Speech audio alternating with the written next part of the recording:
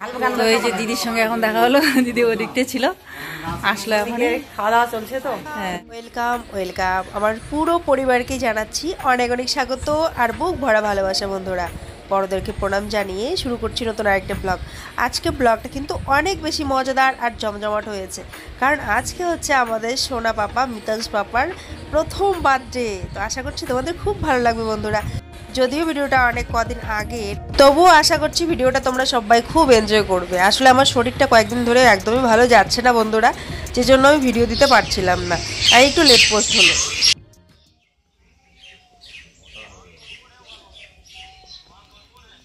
সুপ্রভাত আমার প্রিয় পরিবার। এই যে সকাল সকাল বাসনপত্র সব ধুয়ে নিয়ে আসছি। আজকে হচ্ছে মিতাংশ পাপার শুভ জন্মদিন, আর আজকের দিনটা কিভাবে কাটে চলো দেখতে থাকো, আশা করছি তোমাদের ভালো লাগবে। সকালবেলা উঠে সকালের কাজকর্ম সেরে রান্নাবান্না সেরে তারপরে আবার এক জায়গায় বেরোতে হবে। এক জায়গায় বলতে কোচবিহার যেতে হবে। সোনুর পাপার সমস্ত জামা কাপড় ওখানটায় আছে, তো সেগুলোকে নিয়ে আসতে হবে। আরও কিছু দরকার আছে টুকটাক, সেগুলো সেরে তারপরে যাব বার্থডে বাড়িতে। তো সাথে থাকো। যাব কখন? যখন ফ্রি হব, সমস্ত কাজ সেরে তারপরে। তো জানি না সেটা কখন হবে, তো চলো। ভাবছি তো তাড়াতাড়ি যাওয়ার চেষ্টা করব, কিন্তু জানি না সেটা হবে কি না আদৌ, কারণ সময় তো আর থেমে থাকে না। এত এত চাপ আজকে যে কী আর করা যাবে, কিচ্ছু করার ছিল না। আমি যদিও পারিনি খুব তাড়াতাড়ি যেতে, কিন্তু কিছু করার ছিল না, আমার হাতে কোনো কিছু ছিল না, অনেক চাপ ছিল আজকে। তো চলো, কিসের সে চাপ ছিল সেটা অবশ্যই তোমরা দেখতে পারবে ভিডিওতে। তো চলো আপাতত শুরু করে দিলাম, আর ভাবছি যে খুব তাড়াতাড়ি কাজগুলো যতটা পারি তাড়াতাড়ি করার চেষ্টা করি, আর আজকে রান্নাবান্নাও যতটা পারি সিম্পল করার চেষ্টা করব, যাতে তাড়াতাড়ি ফ্রি হতে পারি। কিন্তু তারপরেও কিন্তু হয়নি বন্ধুরা, তো কী আর করা যাবে। তো এই দেখো আজকে বেড কভারটা তুলে দিচ্ছি আর বালিশ বানিয়ে নিচ্ছি নতুন করে। কালকে তো আবার রেডি হয়েও যাওয়া হলো না, তো রাত্রেবেলা করে এই যে শুতে অসুবিধা হয়, সমস্ত কিছু তো ঢুকিয়ে রেখেছিলাম, পুতুল টুতুল সব কিছু যাব বলে। তো এখন আবার দেখো ওই বালিশের কভার বের করে করে ওগুলোর মধ্যে কাপড় চোপড় ঢুকিয়ে 3টা মতো বালিশ বানিয়ে নিলাম, কারণ রাত্রেবেলা শুতে না ভীষণ অসুবিধা হয়, বালিশ ছাড়া শুতে কেমন লাগে বলো তো। তো সেই জন্য এই যে বানিয়ে নিলাম, একটু বুদ্ধি করে জামা কাপড়গুলো ঢুকিয়ে বালিশের কভারের মধ্যে বালিশ বানিয়ে নিলাম। তো এই তো সোনুকে বললাম তুমি ব্রেকফাস্টটা করে নাও, আর আমি এই যে বিছানার চাদরটা পাল্টে দিলাম, ওটা ধুয়ে পরে যাওয়ার আগে আগে ওটা পেতে দিয়ে যাব, আর এটা তুলে রেখে দেবো, এটাও তুলে ধুয়ে রেখে দেবো। আর ঘরটার ঝাড়ু দেওয়া আমার হয়ে গেছে, আর তার সাথে আমরা সবাই চাও খেয়ে নিলাম। 3টে বালিশ, আগেরটা তো আগেই বানিয়েছিলাম সোয়েটার দিয়ে, এখানে শাড়ি টাড়ি চাদর টাদর দিয়ে 2টো আরও বানিয়ে নিলাম, যেহেতু আরও 2 দিন থাকতে হবে।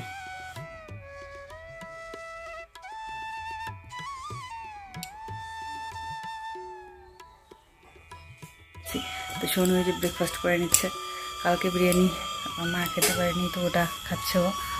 আর এবারে এই যে কাপড়গুলো ভাঁজ করা বাকি আছে, ওই কাপড়গুলো ভাঁজ করবো করে।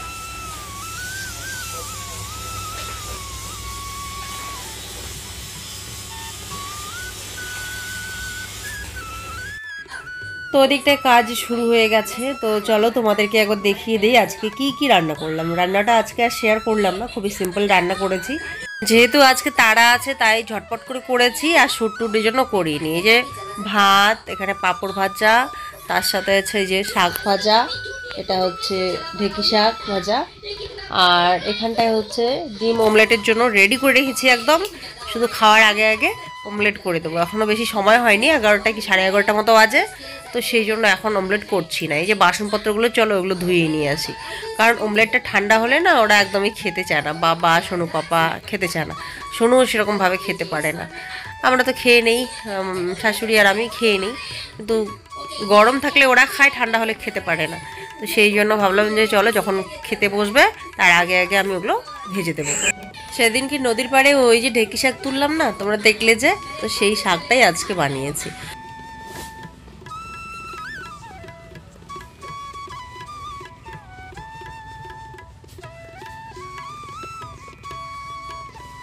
গুড মর্নিং বন্ধুরা। এখনও গুড মর্নিং বলাই যায়, কারণ এখনও দুপুর হয়নি, 12টা বাজেনি। 11:30টায় আমার রান্নাবান্না সব কমপ্লিট হয়ে গেছে, শুধু ডিমটা অমলেট করা বাকি আছে। কারণ ডিম অমলেটটা না ঠান্ডা হয়ে গেলে ভালো লাগে না, সোনু পাপা খেতেও চায় না। তাহলে ওটা পরে করবো যখন খাবে তখন। তো রান্নাবান্না কমপ্লিট করে ভিডিওটাও রেডি করে নিয়েছি, এখন আপলোডে বসাবো। ভিডিওটা রেডি করে আপলোডে বসিয়ে আমি চান টান সেরে নিই। পূজা যা যা আছে বাকি ঘরটা তো গুছিয়ে নিয়েছি, ওগুলোর চাপ নেই। পুজোটা করে স্নান করে পুজোটা করে ভিডিওটা আপলোড করে বেরোবো। একটু বেরোতে হবে কোচবিহারের দিকে, তাড়াতাড়ি করে বেরোতে হবে, কারণ ওখান থেকে ব্যাক করে আবার বার্থডে বাড়ি যেতে হবে। তাড়াতাড়ি করে যেতে বলেছে। 2টা নেমন্তন্ন আছে। নন্দিনীর ছেলের আজকে অন্নপ্রাশন, আর আমার ভাইয়ের ছেলের হচ্ছে বার্থডে।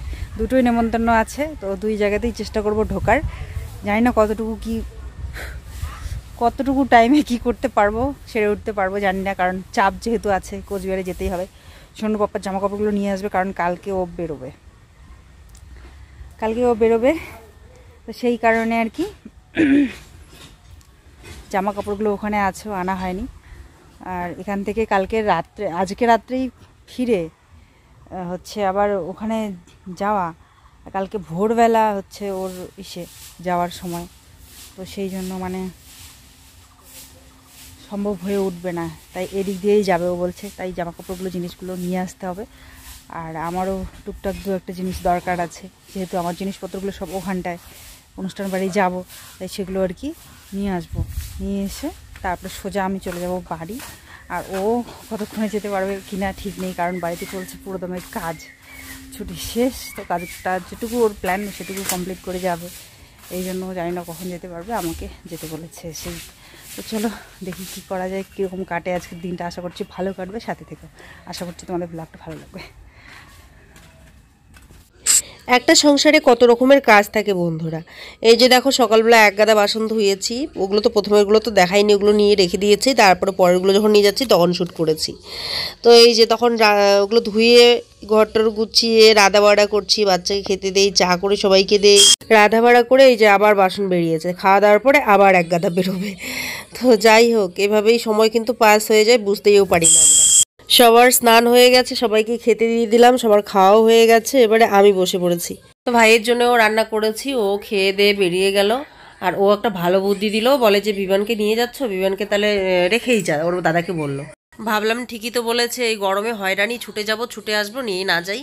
খাওয়া দাওয়া সেরে বাবা তো শুয়ে থাকবে, এখন মোবাইল দেখবে, এখন ওখানেই না হয় একটুখানি দেখতে দেখতে ঘুমাবে, এইভাবে রেখে গেলাম।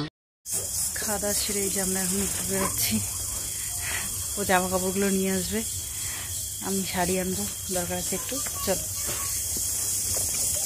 খেয়াল করেছো শ্বশুরবাড়িতে আমার যেন আওয়াজ বেরোই না। আসলে আশেপাশের লোকজন থাকে তো কমফোর্টেবল ফিল করি না আর কি কথা বলতে ভিডিওতে, সেই জন্য গলাই বের হয় না। তাই বেশিরভাগটা ভয়েসই দিতে হয়।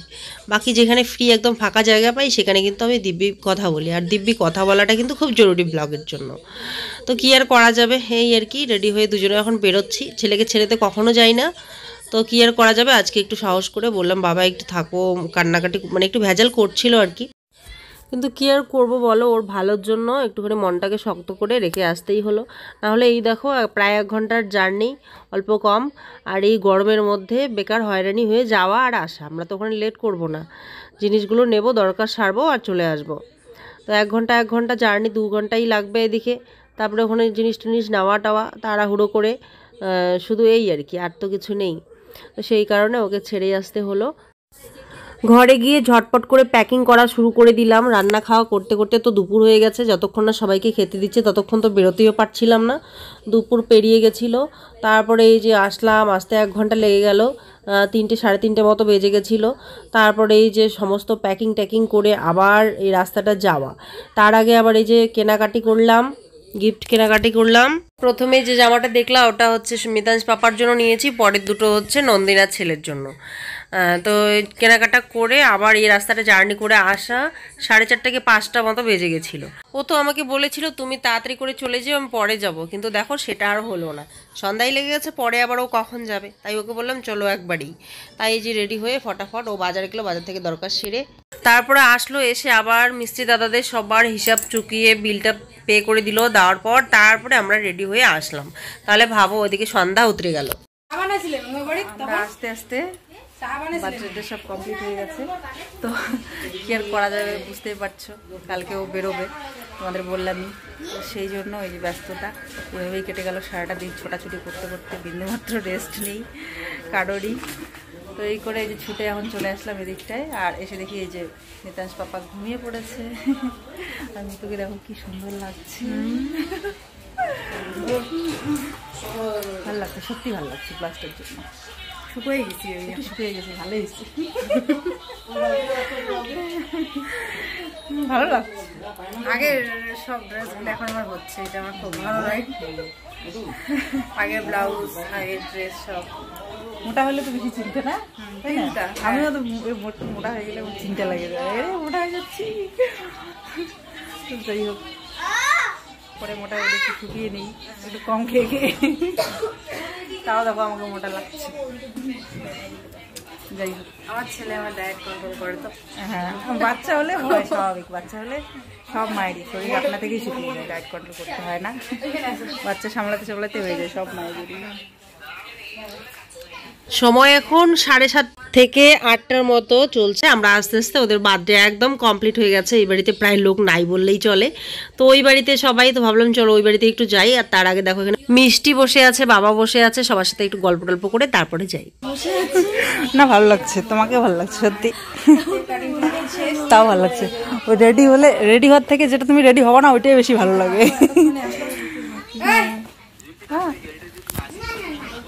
এতক্ষণে আসলো, তাহলে কাটিং শেষ, সমস্ত কিছু শেষ, তারপরে কি আর করবো বলো। ওই যে কালকেই সকালবেলা একদম ভোরবেলা 5টার দিকে ও চলে যাবে, তো আরো আগে উঠতে হবে 4টা-5টায়। আবার গেলাম কোচবিহারে, ওখান থেকে সব নিয়ে প্যাকিং করে আবার আসলাম। বাড়িতে আবার মিস্ত্রি, তারপরেও এই যে তাড়াহুড়ো করে ছোটাছুটি করে এই যে এতক্ষণে আসতে পারলাম।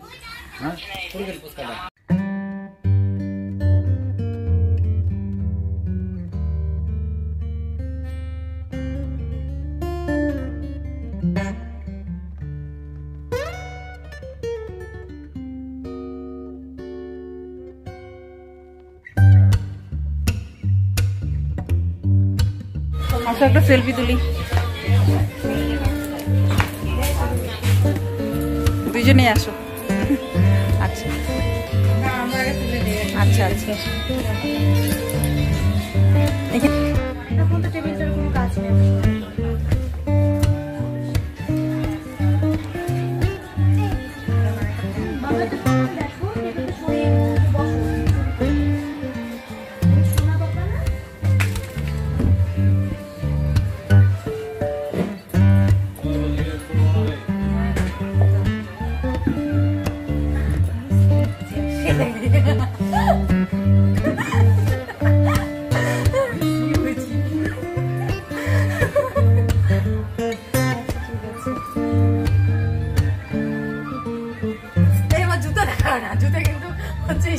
জুতো দেখা যাচ্ছে না।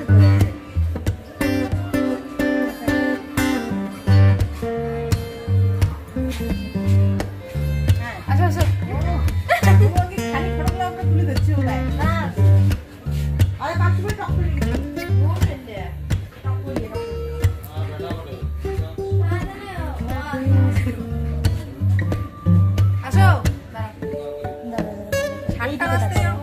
আমি এইদিকে দেখাবো একটু, ছবিটা ভালো আসবে।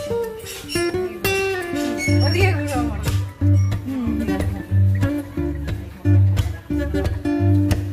কেমন করে আসছেন? হ্যাঁ হ্যাঁ ঠিক আছে।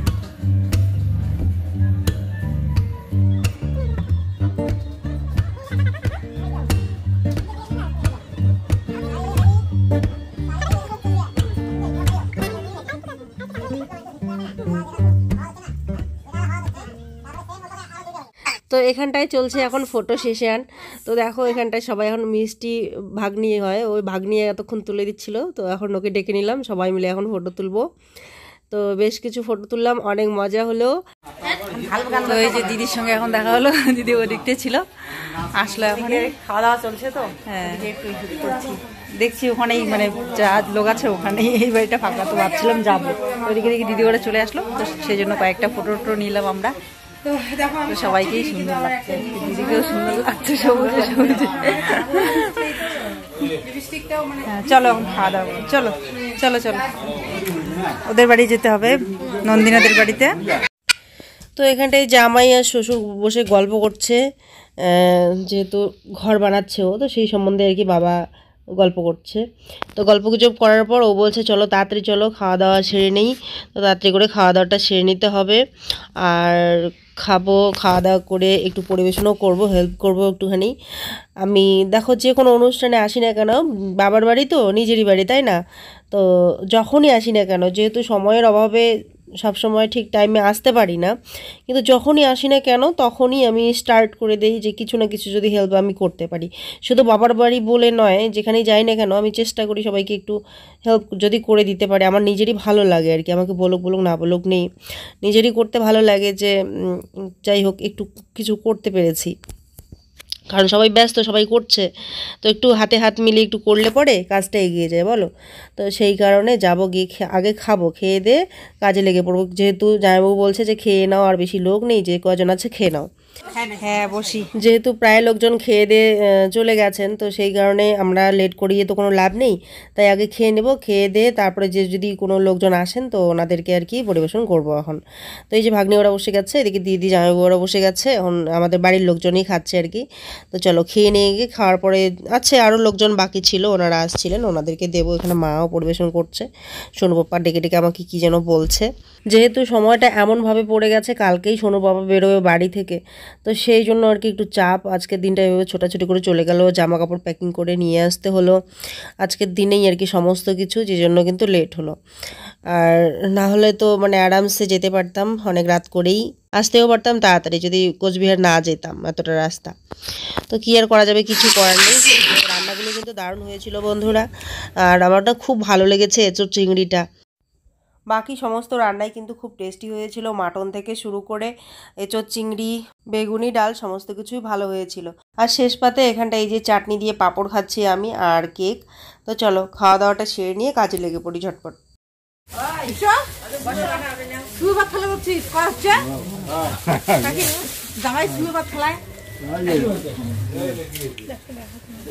ইমরে দেখছে ও বাবা, সেই তো নজর বসে বসে ধ্যান দিছে বেশে।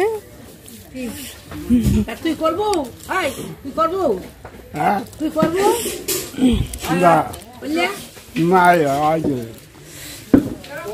জামাই করে দিচ্ছে, দেখছি দেখিয়ে গোয়া হচ্ছে। আয় ইমরে খুব জানে।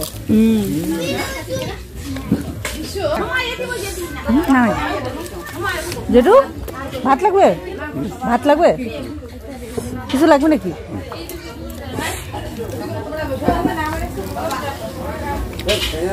এই জেঠুটাকে দেখলে না খুবই মায়া লাগে, খুবই সরল সাদা, সারা জীবন কাজ করে খাচ্ছে। একলা মানুষ, সংসারে গোটা সংসার জুড়ে একাই, আর কেউ নেই। রান্না করেন, একা একা রান্না করেন, খান আর কাজ করেন, এই হচ্ছে ওনার জীবন। খুবই সিম্পল, কিন্তু ভীষণ ভালো। কখনো কারো ক্ষতি করে না, কারোর সঙ্গে লড়াই ঝগড়া কোনো কিছুতেই নেই। কর্ম করছেন আর খাচ্ছেন, নির্ভেজাল জীবন। সত্যি আমার মাঝে মধ্যে মনে হয় এরকম জীবনটাই অনেক সুখের। আর যতই বড় হওয়া যায় না কেন, মানুষের মনে যেন শান্তি নেই, হিংসা হিংসি দেশ অনেক কিছু, তাই না বলো? তো সেদিক দিয়ে ইনি অনেক হচ্ছেন অনেক সুখী। এই যে সুখ শান্তি আছে, সেজন্য মনে হয় ইনি সবচেয়ে বড় ধনী, এনার মতো লোকেরাই সবচেয়ে ধনী এই পৃথিবীতে। তো যাই হোক বন্ধুরা, ছোট্টবেলা থেকে দেখে এসেছি, দেখলেই কথা বলবে, খুব ভালো লাগে। তো এখানটায় এখন এই যে দিদি, আমি, জামাইবাবুরা, এই যে আমার হাজব্যান্ড, মা, বাকি আরও যে দিদিরা রয়েছে, সবাই মিলে করছি এখন পরিবেশন। আর এই দেখো আরও কিন্তু অনেকেই এসছে, ভাইয়ের বন্ধুরা, বাকি পরে কিন্তু আরও অনেকেই এসছে, সবাইকে এখন একে একে খেতে দিয়ে দিচ্ছি। এদিকটা মোটামুটি সামলিয়ে তারপরে আবার বেরোতে হবে, আবার ওই নন্দিনাদের বাড়িতে ঢুকতে হবে যাওয়ার পথে। তো এইদিকে বৌদি ভাস্তিরা আসলো, ওদের সঙ্গে গল্পও করছি আর খেতেও দেবো এখন সবাই মিলে। তো আত্মীয়রা আসলে ওদের সঙ্গে একটু গল্পও করতে হয়, একটু কথাবার্তাও বলতে হয়, তাই না? হ্যাঁ, তো এই জন্য একটু গল্পও করছি, তার সাথে কাজও করছি সবাই মিলে। তো চলো।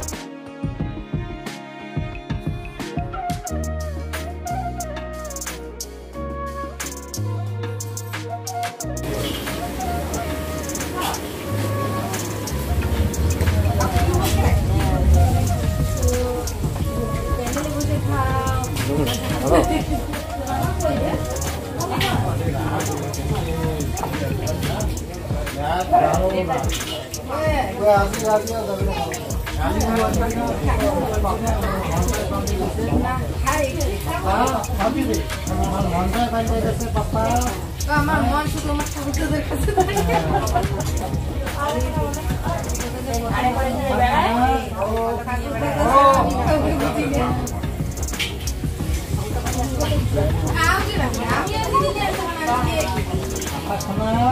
ভাই কোথায় গেল বাবা বাইক ভাই দেখো বাবু যাইতে বলো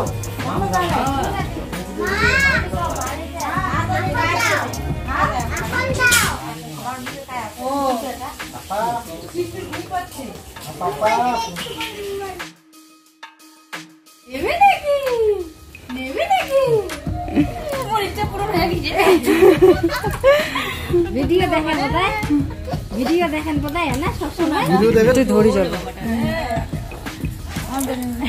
ইচ্ছা পূরণ হল সবাই খোলা না চায় যাই দেখে তাই খোলা নেওয়ার পাগল হ্যাঁ ভাই ভাই নেই না বললো তো সবজি বদ্দি সবাই হ্যাঁ দেখো কি এই যে ভিডিওগুলো পরে কি হবে এই যে বেলুন দিবে এই যে আরে বাবা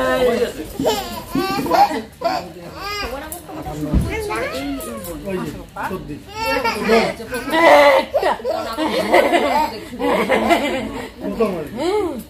তারপরে আস্তে আস্তে হ্যালো ফাটা বলা কি এটা ফাটাই হয় পায় হ্যাঁ